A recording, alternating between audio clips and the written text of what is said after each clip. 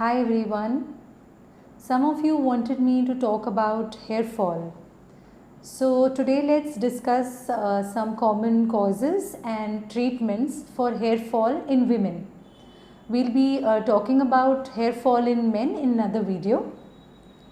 It's not uncommon to see your hair strands in your comb or your brush. Nearly 50% women experience hair fall to some extent during their life. Hair fall can cause a lot of emotional disturbance and it can impact the quality of life of a person. It's normally okay to lose about 50 strands of hair daily, and this usually gets replaced gradually. It's this balance between the hair fall and the hair regrowth. When the balance gets disturbed, when you lose more hair than you grow back, that's when there is a decrease in the volume of the hair, and that is significant. So what are the common symptoms of hair fall? Obviously, increased shedding of hair. One can see hair on the comb, on the brush, on the pillow, in the shower, on the floor, and almost everywhere. Decrease in the thickness of the ponytail can sometimes be significant. Sometimes there is increase in the partition between the hair, or there is a widening of the hair partition. Then one can sometimes feel that the individual strands of hair have become thin and weak. Hair can become brittle, they can break, and sometimes you see split ends.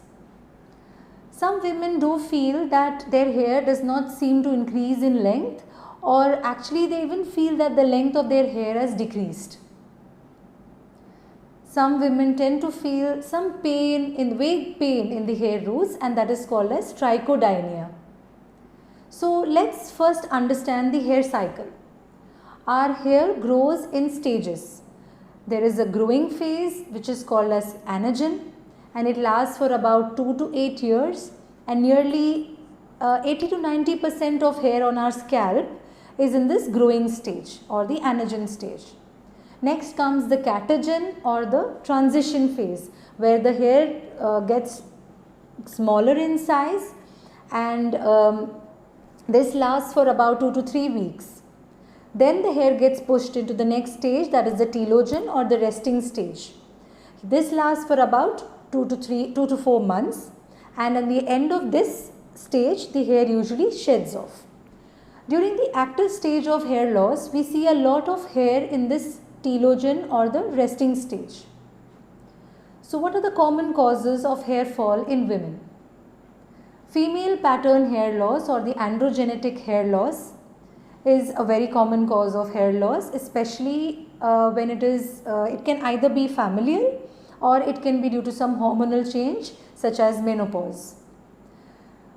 Even polycystic ovarian syndrome or PCOS can disturb the hormones and present as female pattern hair loss, which is primarily seen in the crown or the vertex area, and there is an increased partition, there is widening of the hair partition in the frontal area. Any acute illness, any acute stress can temporarily cause increased shedding of hair, and this is called as telogen effluvium. This is very common in women after childbirth.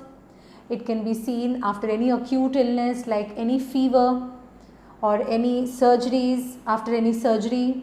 It is common after crash dieting, after sudden weight loss, and even after an acute emotional stressful period.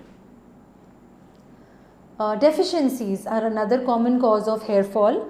In this, protein deficiency, iron deficiency, and deficiency of some vitamins like vitamin B, B12 and vitamin D are known to cause hair loss. Increase in parlor procedures like repeated blow drying, repeated coloring, perming can all damage the cuticle of the hair, and it can lead to increased hair shedding. Hormonal abnormalities, like I talked about, in this hypothyroidism is very common to cause hair fall in women. So certain medications, yes, anti-cancer medicines, certain anticonvulsants, Certain antidepressants can also push the hair into the resting phase and it can cause increased shedding of the hair. So, what are the common ways in which we can diagnose and prevent the hair fall? First and foremost, it's important to consult your dermatologist because it's necessary to find out the type of hair fall and its possible causes. For this, we use this instrument which is called as a trichoscope. With the help of this trichoscope, we are able to magnify the hair roots and we'll take a look at the hair roots in detail. We can look at the hair shaft and even the scalp. Once the diagnosis is made, then relevant tests can be done, especially in cases where we suspect any hormonal disturbance or in order to diagnose any deficiency. General measures include a good protein-rich diet, food containing soya, pulses, egg, meat, cheese. They are very good to grow back new strands of hair. Food rich in iron such as spinach, then dry fruits like almonds, raisins, walnuts. They not only help to grow back hair but also improve the texture of hair.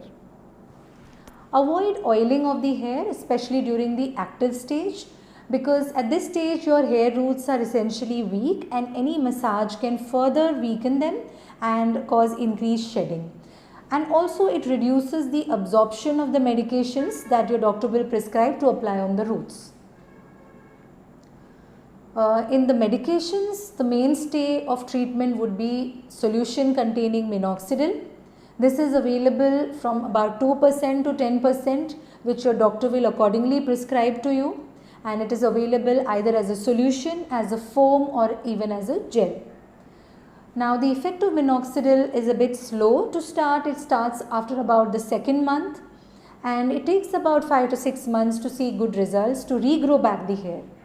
So it's important to continue the medication for a long period of time, and also one must never stop these medications suddenly because sudden stoppage of especially minoxidil can cause a rebound hair fall to restart.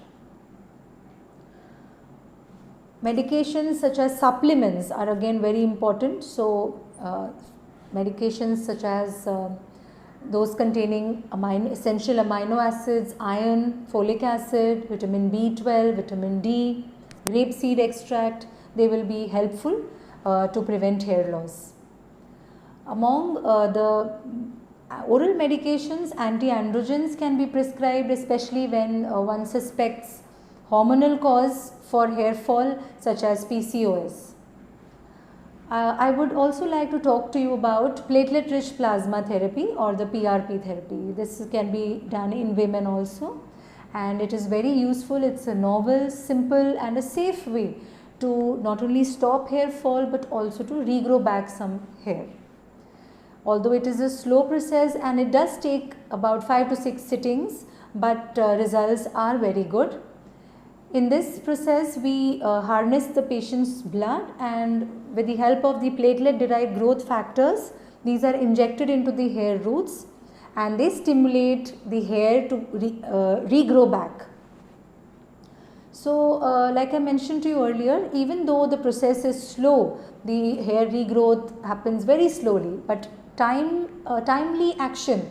So, it's very important to go to your doctor early on in the hair fall during the stage of hair fall, so as to stop the hair fall at the right time and also to regrow back hair.